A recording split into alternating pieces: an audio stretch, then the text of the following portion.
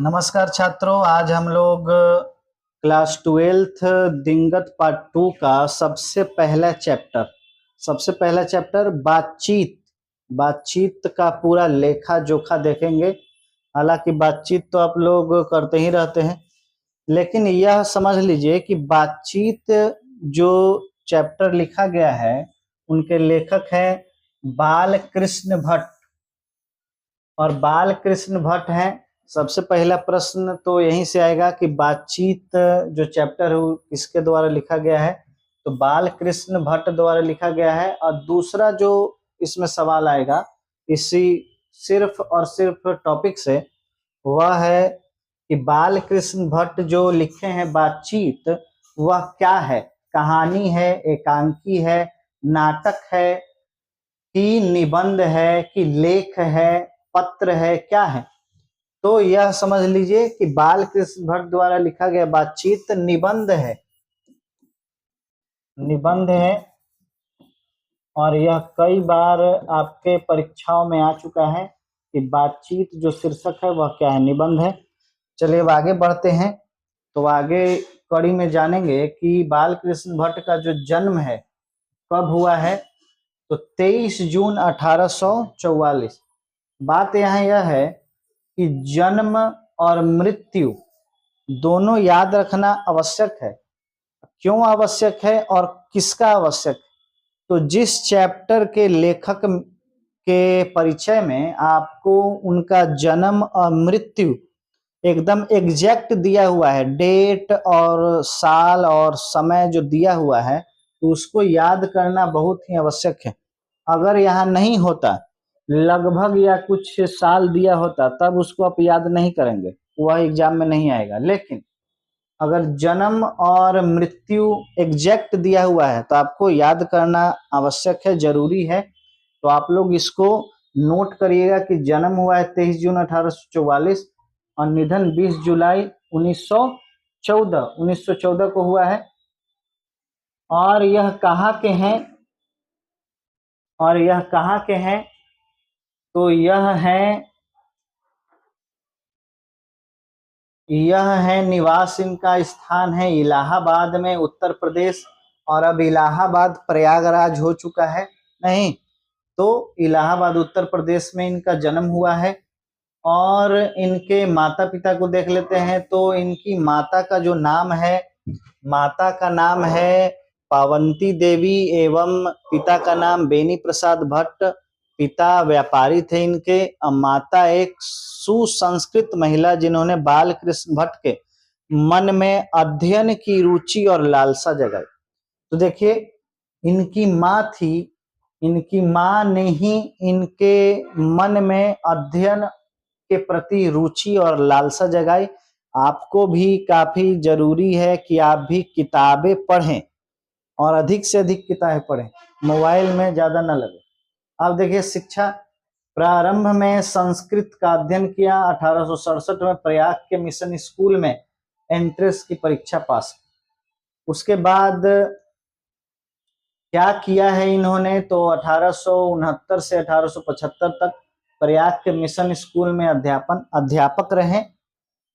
जो है 6 साल तक जो है टीचर शिक्षक के रूप में काम किया। 1885 में प्रयाग के CAV स्कूल में संस्कृत का फिर टीचर रहे। फिर 1888 में प्रयाग की कायस्थ पाठशाला इंटर कॉलेज में अध्यापक हुए। नहीं, किंतु उग्र स्वभाव के कारण नौकरी छोड़नी पड़ी और उसके बाद से लेखन कार्य में ही निर्भर रहे। तो देख लिए, करीब करीब 1890 तक इन्होंने टीचर का ही काम किया, शिक्षक रहे, अलग अलग इंटर कॉलेजों में हर जगह रहे। उसके बाद इन्होंने लेखन कार्य शुरू किया। तो यानी जो इनका लेखन का जो काल है वह 1890 के आसपास है। 1890 के आसपास इन्होंने लिखना शुरू किया। और उससे पहले वे पढ़ाने, मैंने शिक्षक। विशेष परिस्थिति क्या हुई, तो पिता का निधन हुआ। पैतृक व्यापार संभालने के नाम पर गृह कलह का सामना। पैतृक घर छोड़कर घोर आर्थिक संकट से जूझते हुए हिम्मत से काम लिया और साहित्य के प्रति समर्पित रहे। तो देखिए पहले ही कहा गया कि माता से ही इनको लेखन और पढ़ने में रुचि आई। क्यों? क्योंकि इनके जो पिता है, इनके पिता का जो है निधन हो गया। निधन के बाद जो घर में कलह कलेश होता है, उसके बाद इन्होंने अपना पैतृक गांव छोड़ दिया, घर छोड़ दिया। अब देखिए क्या क्या इनके द्वारा रचनाएं हैं, क्या क्या इन्होंने क्या रचा। देखिए भारतेंदु हरिश्चंद्र की प्रेरणा से हिंदी वर्धनी सभा प्रयाग की ओर से 1877 में हिंदी प्रदीप नामक मासिक पत्र निकालना प्रारंभ किया। अब देखिए यहाँ एक और लेखक का जिक्र आया है, भारतेंदु हरिश्चंद्र। लेखन की दुनिया में जो है इनको आप बादशाह कह सकते हैं, भारतेंदु हरिश्चंद्र को, जो काशी बनारस में इनका रहना हुआ और इनका जीवन काल अत्यंत जो है कम रहा, अत्यंत कम। 1850 से काफी कम इनका 35 वर्ष का ही जीवन काल रहा है और 35 वर्ष के जीवन काल में ही इन्होंने हिंदी को एक असीम ऊंचाई तक लेके गए। भारतेंदु हरिश्चंद्र को आगे और चैप्टर में हम लोग पढ़ेंगे। तो हिंदी प्रदीप 1877 में हिंदी प्रदीप नामक मासिक पत्रिका निकाला। यह आपका इंपॉर्टेंट सवाल है, क्वेश्चन आएगा, हिंदी प्रदीप के लेखक कौन है? हिंदी प्रदीप पत्रिका है कि क्या है? नहीं, तो इसे आप अंडरलाइन जरूर करेंगे, इसे आप याद रखेंगे, लिख लेंगे, नोट कर लेंगे कि हिंदी प्रदीप जो है एक मासिक पत्रिका है जो 1877 में बाल कृष्ण भट्ट द्वारा निकाला जाता है। इसमें नियमित रूप से सामाजिक, साहित्य, नैतिक, राजनीतिक विषयों पर निबंध लिखते रहे। 1881 में वेदों की युक्तिपूर्ण समीक्षा की। अब देखिए 1881 में जो वेद हैं, ऋग्वेद है, सामवेद है, यजुर्वेद है, अथर्ववेद है, उन वेदों का जो है युक्तिपूर्ण माने उसका क्या अर्थ है, क्या इसका महत्व है, इस पर उन्होंने समीक्षा किया। 1886 में लाला श्रीनिवास दास के संयोगिता स्वयंवर की कठोर आलोचना की। अब देखिए संयोगिता स्वयंवर, संयोगिता का स्वयंवर, संयोगिता देखिए, संयोगिता अगर आप लोग समझते होंगे टीवी सीरियल भी देता होगा। संयोगिता का एक बहुत लंबा कहानी है, उसके स्वयंवर का भी उसमें कहानी है, जिसमें महिलाओं के जो है, महिलाओं को जो है स्वतंत्र नहीं दिखाया गया और जो है महिलाओं को जो है पुरुष की गुलामी और तमाम चीजें दिखाई गई। तो इसीलिए संयोगिता स्वयंवर का कठोर आलोचना इन्होंने किया। जीवन के अंतिम दिनों में हिंदी शब्दकोश के संपादन के लिए श्याम सुंदर दास द्वारा काशी आमंत्रित, किंतु अच्छा व्यवहार न होने पर अलग हो गए। उसके बाद हिंदी शब्दकोश बनाने के लिए जो है श्याम सुंदर दास द्वारा बनाया गया, लेकिन उनके साथ व्यवहार अच्छा नहीं किया गया। बालकृष्ण भट्ट को व्यवहार नहीं पसंद आया, तो वे वहां से आगे चल गए, उन्हें वहां काशी छोड़ दिया। तो इस तरीके से रचनात्मक सक्रियता देखिए इनकी, हिंदी प्रदीप मासिक पत्रिका। और दूसरा है जो है संयोगिता स्वयंवर का कटु आलोचना, और तीसरा वेदों का समीक्षा। तो 3 रचनात्मक कार्य इनके द्वारा किए गए। अब देखिए रचनाएं इनके द्वारा क्या क्या है। तो रचना में इन्होंने उपन्यास भी लिखा, निबंध भी लिखा, प्रहसन भी लिखा, नाटक भी लिखा, हर तरीके से लेखन इन्होंने किया। देखिए उपन्यास क्या क्या है इनके, रहस्य कथा, नूतन ब्रह्मचारी, 100 अजान एक सुजान, गुप्त वैरी, रसातल यात्रा, उचित दक्षिणा, हमारी घड़ी, सद्भाव का अभाव, ये सब इनके उपन्यास है। नाटक में पद्मावती, देखिए पद्मावत जो है एक कविता है और यहाँ पद्मावत एक नाटक भी इन्होंने लिखा। कीर्ता जुर्णीय वेणी संहार, शिशुपाल वध, देखिए शिशुपाल वध आप लोग देखे होंगे, कृष्ण ने कैसे शिशुपाल का वध किया। नल दाम्पत्य या दाम्पत्य स्वयंवर, शिक्षादान, चंद्रसेन, सीता वनवास। देखिए सीता के वनवास होने पर भी इन्होंने जो है काफी अच्छा नाटक लिखा है। पतित पंचम, मेघनाद। देखिए मेघनाद का वध जो किया गया, नहीं मेघनाद का वध आप लोग रामायण में देखे होंगे, तो वह भी नाटक।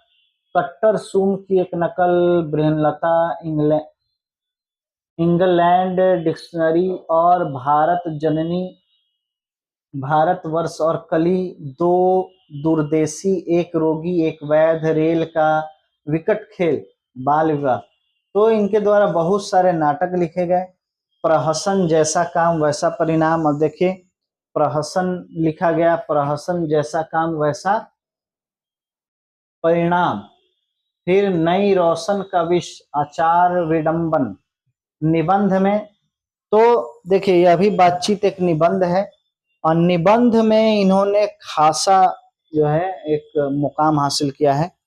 1000 के आसपास निबंध, जिनमें 100 से ऊपर बहुत महत्वपूर्ण। आपको गाय और भैंस पर लेख लिखने के लिए दे दिया जाए तो आप नहीं लिख पाएंगे। इन्होंने 1000 से ऊपर निबंध लिखा। भट्ट निबंधमाला नाम 2 खंडों में एक संग्रह प्रकाश।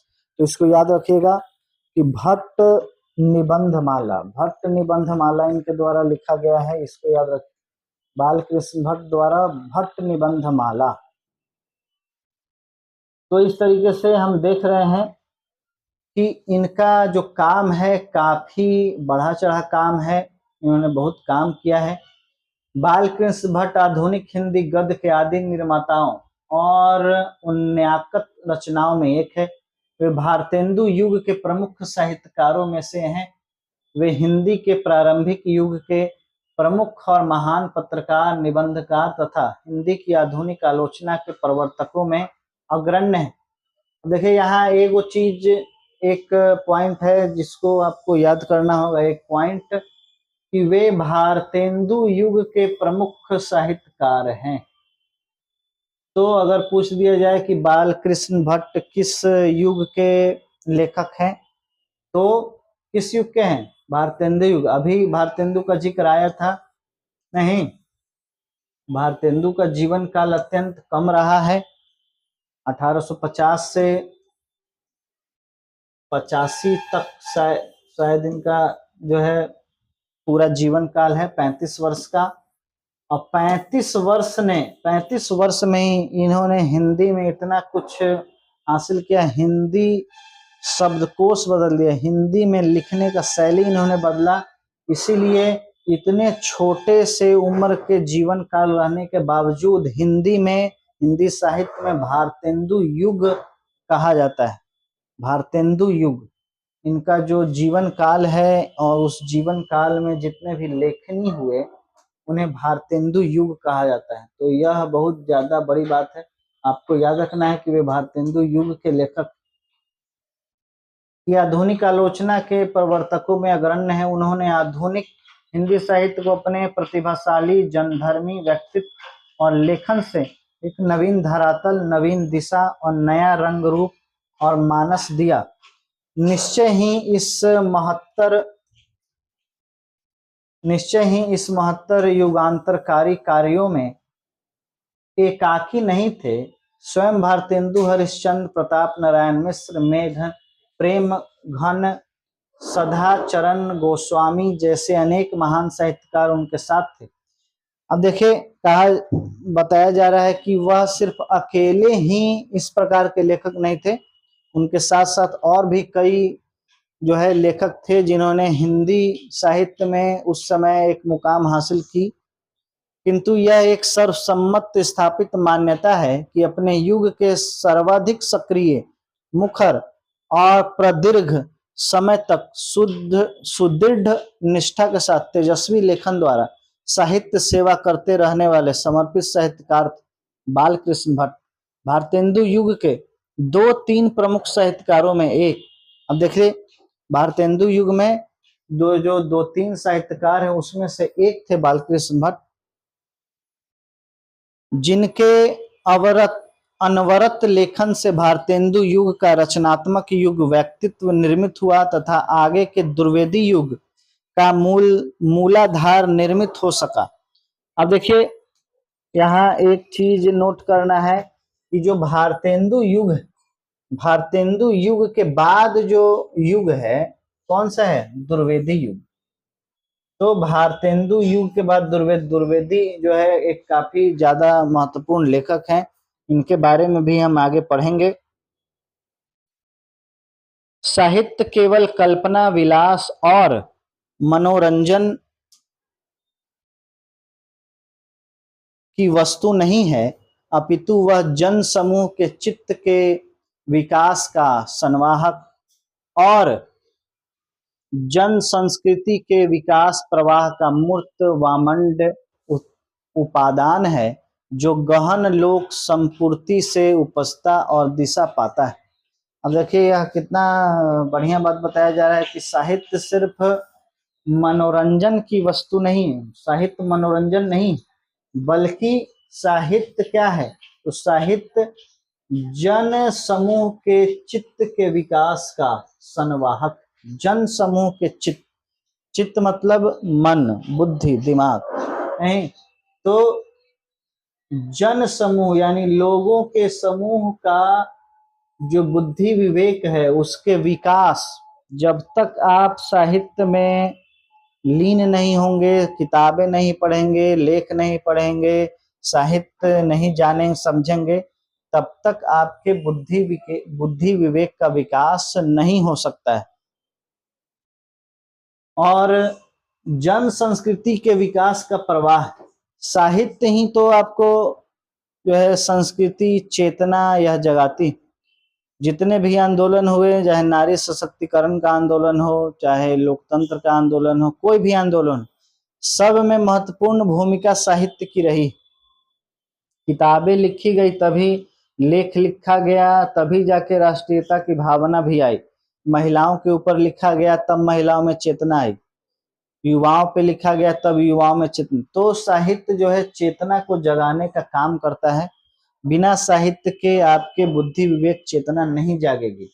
यह साहित्य का योगदान है जिसे यहाँ बताया जा रहा है। अब देखिए यह बोधपूर्ण प्रधान मान्यता भारतेंदु युग के साहित्य से बनती है और इसके दृष्टियाओं में बालकृष्ण भट्ट प्रमुख है। आधुनिक हिंदी नवजागरण और राष्ट्रीय आंदोलन के दौर में नए सिरे से अपनी भाषा और साहित्य की मौलिक लोकवादी प्रकृति एवं जातीय निष्ठा की पहचान करते हुए तदनुरूप दिशा और प्रवाह देने का कार्य जिन महान लेखकों ने अपनी रचनात्मक गतिविधियों द्वारा संपन्न किया, उनमें भट्ट जी विशेष रूप से स्मरणीय है। अब देख लिए, नव जागरण और राष्ट्रीय आंदोलन, यह दो चीजें हैं। अभी हम आपको बता रहे थे कि नव जागरण नहीं आ सकता है बिना साहित्य के, आप नव जागरण की कल्पना नहीं कर सकते। बिना साहित्य के नया जागृति पैदा नहीं हो सकता है। जागृति पैदा करने का काम साहित्य का ही होता है। एक से एक लेखक, एक से एक जो आप शायरी सुनते हैं, कविताएं सुनते हैं, तो वो सब क्या है, साहित्य है। और वही साहित्य से नव चेतना जागृत होती है। राष्ट्रीय आंदोलन में भी इसका अहम योगदान है, महत्वपूर्ण योगदान।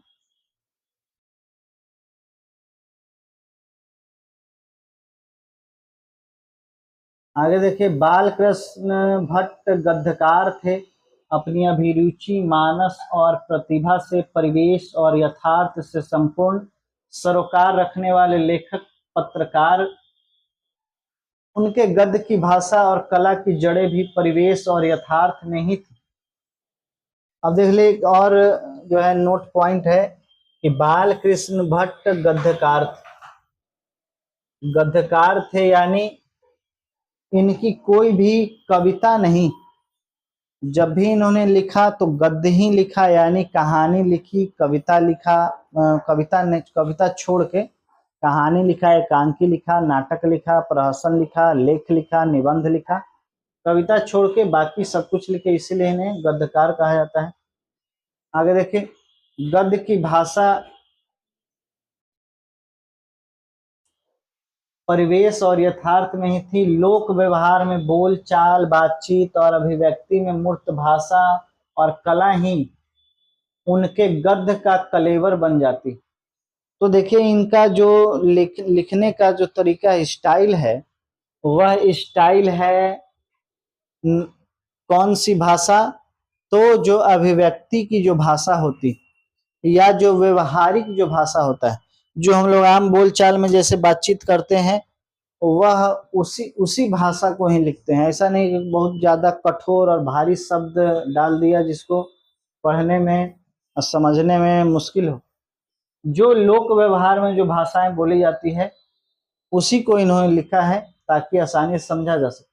वह नवजागरण और स्वाधीनता संघर्ष का दौर था, जिसमें भीतरी और बाहरी, स्वदेशी और विदेशी शक्तियों से टकराव और संघर्ष ही जागरूक गद्य लेखक की नियति थी। यह टकराव और संघर्ष भट्ट जी के लेखन में आंतरिक दृढ़ता, तेज और तेवर बनकर उभरता है। भट्ट जी ने हिंदी प्रदीप में पूरे अधूरे अनेक उपन्यास लिखे, नाटक और प्रहसन लिखे, किंतु निबंध ही उनकी वह अपनी विधा जिसमें उनका अभिप्राय पूर्ण सउद्देश्य लेखन पूरी शक्ति, सामर्थ्य और वैभव के साथ प्रकट हुआ है। तो अभी उन्होंने बहुत कुछ लिखा, पीछे हम लोग बताए भी कि नाटक लिखे, उपन्यास लिखे, लेख लिखे, प्रहसन लिखे, लेकिन उनका जो सशक्त रूप है वह निबंध में ही देखा जाता है। निबंध 1000 से ऊपर निबंध इन्होंने लिखा और इस निबंध में वे जो बात कहना चाहते हैं वे पूरा प्रकट किया है, पूरे शक्ति और सामर्थ्य। सामयिक समस्याओं पर उन्होंने जमकर लिखा है। अब देखिए सामयिक समस्याओं, तो सामयिक समस्याओं क्या होता है?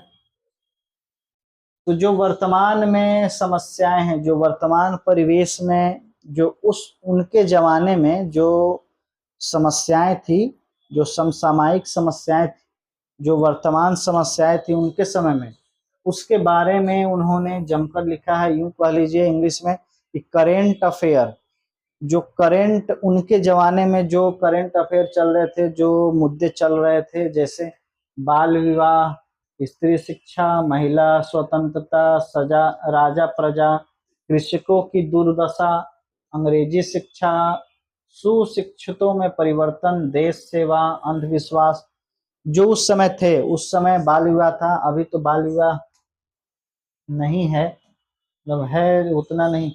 स्त्री शिक्षा में भी बढ़ोतरी हुई है, महिला स्वतंत्रता में बढ़ोतरी हुई, लेकिन उस समय उनके काल में यही जो है करंट अफेयर हुआ करते थे, जो मुख्य सामाजिक मुद्दे थे वो यही। तो इस पर उन्होंने जमकर लिखा है और बृहत मात्रा में लिखा है। आदि विषय पर उन्होंने खूब लिखा। विविध मनोभाव और भाषा साहित्य के विषय पर भी खुलकर लिखा। व्यक्तित्व व्यंजक आत्मपरक कलात्मक निबंध भी उन्होंने इतने लिखे कि उनकी संख्या सैकड़ों में। आचार्य रामचंद्र शुक्ल ने निबंधकार के रूप में उन्हें अंग्रेजी साहित्य के एडिशन और स्टील की श्रेणी में रखा है। तो दूसरा एक पॉइंट और नोट करने का, यहाँ देखिए कि आचार्य रामचंद्र शुक्ल जो एक महान लेखक, उन्होंने बालकृष्ण भट्ट को अंग्रेजी के सबसे बड़े निबंधकार एडिशन और स्टील की मान्यता दी। जैसे शेक्सपियर की मान्यता दी जाती है, जैसे भारत में कोई बहुत बड़े लेखक हो गए जैसे कालिदास, तो उनको शेक्सपियर कहा जाता है, माने इंग्लिश लेखकों से तुलना की जाती है। उसी प्रकार से एडिशन और स्टील जो एक बड़े अंग्रेजी निबंधकार थे, उनसे इनकी तुलना करते हैं बालकृष्ण भट्ट की। तो यह देखिए काफी इंपॉर्टेंट पॉइंट है कि रामचंद्र शुक्ल द्वारा एडिशन और स्टील की श्रेणी में इनको रखा गया। यह प्रस्तुत बातचीत शीर्षक निबंध उनके निबंधकार व्यक्तित्व और निबंध कला के साथ सद्भाषा शैली का भी प्रतिनिधित्व करता है। प्रस्तुत निबंध भट्ट जी के बारे में ऊपर कही गई बातों को सहज ही पुष्ट और प्रमाणित करता है। तो जो प्रस्तुत जो हम अभी पढ़ेंगे, जो कहानी पढ़ेंगे बातचीत, उसमें आपको पता चलेगा कि वाकई बाल कृष्ण भट्ट एक मजबूत और महत्वपूर्ण और सबसे सुंदर जो है निबंधकार थे। इनके निबंध कला में जो भाषा शैली और जो भाषा शैली है लोक भाषा शैली, इसे समझने में बिल्कुल भी कठिनाई नहीं होगा, मजा आएगा, आपको लगेगा कि हमारी ही बात हो रही है, हमारे आसपास की बात हो रही है। और यह प्रमाणित करेगा कि जो बाल कृष्ण भट्ट है वे एक उम्दा निबंधकार हैं, जो भारतेंदु युग के लेखक। तो करीब करीब इसमें हम लोग 5-6 क्वेश्चन हमने देखा जो अति महत्वपूर्ण है, जो ऑब्जेक्टिव के लिहाज से आपको काफी ज्यादा इम्पोर्टेंट है, जो एग्जाम में आ भी चुके हैं और आगे एग्जाम में आने की संभावना भी है। पहला हमने देखा कि बाल कृष्ण भट्ट जो है बातचीत लिखे हैं, यह तो लेखक का नाम हो गया, यह तो आना ही है। दूसरा कि यह क्या है, तो यह निबंध है। आपने देखा कि जो बाल कृष्ण भट्ट बातचीत लिखा हुआ है वह क्या है, निबंध। यह प्रश्न पूछा जाएगा कि निबंध है कि कहानी है कि एकांकी है कि नाटक है कि प्रहसन है, तो ये क्या है, निबंध है। दूसरा कि इनका जन्म इलाहाबाद उत्तर प्रदेश में हुआ, यह आप याद रख सकते हैं। तीसरा कि माता के द्वारा ही, पिता के द्वारा नहीं बल्कि माता के द्वारा इनको शिक्षा में रुचि आई, क्योंकि इनके पिता का मृत्यु हो गया था। और अगला प्रश्न यह है कि यह किस युग के लेखक हैं, तो यह भारतेंदु युग के लेखक हैं। भारतेंदु हरिश्चंद्र नहीं, भारतेंदु युग के लेखक हुए। और हिंदी प्रदीप, सबसे पहला जो इन्होंने पत्रिका निकाला, जो मासिक पत्रिका था, वह था हिंदी प्रदीप, इसको याद रखेगा। फिर वेदों के युक्तिपूर्ण समीक्षा इन्होंने की है। हिंदी शब्दकोश में इनका योगदान रहा है, लेकिन बाद में यह छोड़ दिया। संयोगिता स्वयंवर का इन्होंने कटु आलोचना किया। यह सब ऑब्जेक्टिव के लिहाज से काफी ज्यादा इम्पोर्टेंट है। इनकी रचनाएं आपको याद रखना, जैसे पद्मावत हो गया या मेघनाथ वध हो गया या सीता वनवास, यह सब आपको याद रखना है। और निबंध में कि करीब करीब 1000 के आसपास इन्होंने निबंध लिखा, यह भी आपको याद रखना है। 1000 से अधिक निबंध लिखा, निबंधकार थे, 1000 से अधिक निबंध इन्होंने लिखा। उसके बाद आपको याद रखना है कि बाल कृष्ण भट्ट जो है गद्यकार हैं, गद्यकार हैं, यह याद रखना है। बाल कृष्ण भट्ट गद्यकार हैं, कविता इनके नाम पे नहीं है। उसके बाद आप देखिए हिंदी प्रदीप, तो ऊपर बता दिया गया, हिंदी प्रदीप के लेखक थे। समसामयिक मुद्दों पे इन्होंने लेख लिखा। प्रश्न पूछा जाएगा कि बाल कृष्ण भट्ट ने किन समस्याओं पर जमकर लिखा है, समसामयिक समस्याओं पर, जो उनके जमाने में थे, आज के जमाने में नहीं। आज के जमाने में समसामयिक जो समस्याएं हैं वो अलग अलग हो सकता है, उनके जमाने में यह याद रखना है। और यह याद रखना है आचार्य रामचंद्र शुक्ल ने निबंधकार के रूप में उन्हें अंग्रेजी साहित्य के एडिशन और स्टील के श्रेणी में रखा है। यह काफी इंपॉर्टेंट है कि किसने, तो आचार्य चंद्र शुक्ल ने। और किस अंग्रेजी साहित्य, तो एडिशन और स्टील के श्रेणी में। काफी ये दोनों अंग्रेजी नाटककार के रूप में काफी प्रसिद्ध हैं, जिनकी तुलना इनसे की गई है। तो यह 7-8 क्वेश्चन आपने देखा जो सिर्फ और सिर्फ लेखक के परिचय से है। और आपका एग्जाम हो रहा होगा, अभी कॉलेज में एग्जाम हो रहा होगा, जिसमें आप देख रहे होंगे कि बहुत सारे प्रश्न लेखक के परिचय से आ रहे हैं, तो यहीं से आ रहे हैं। तो 7 क्वेश्चन आप इसमें 7-8 क्वेश्चन जो अभी हमने बताया इसको आप नोट डाउन कर लेंगे और वीडियो में तो रहेगा ही।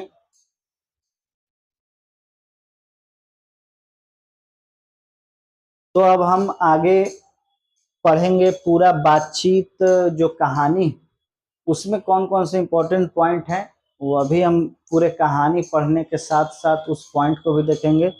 अभी आप लोग इस 8 पॉइंट को जरूर नोट कर लीजिएगा और साथ ही साथ आपको जो नोट मिलेगा, जो नोट्स मिलेगा उसमें भी यह 8 पॉइंट आपको जरूर दिए रहेंगे। तो यदि आपने अभी कोर्स नहीं लिया है तो कोर्स खरीद लीजिए। ऐसे ही आपको हर एक चैप्टर वाइज लेखक के परिचय का सब कुछ आपको ऑब्जेक्टिव के साथ सब्जेक्टिव भी दिया जाएगा। तब तक के लिए बहुत बहुत धन्यवाद।